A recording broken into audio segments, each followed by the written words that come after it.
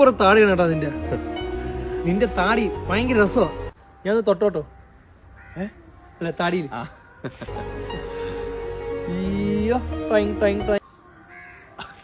ചിലപ്പോ അഥവാ ഇനി 2 വിത്തുമല്ല അവിടെ നിന്ന് ഇങ്ങോട്ട് വന്ന് വീണ് എനിക്കും കൂടെ താടി വന്നാലാ. നിന്റെ ശരീരം ഒരു 70 കിലോ ഉണ്ടെങ്കിൽ അതിൽ 10 കിലോ നിന്റെ താടിയുടെ വെയിറ്റ് ആയിരിക്കും. നിന്റെ ഡാഡിക്ക് താടി ഉണ്ടോ?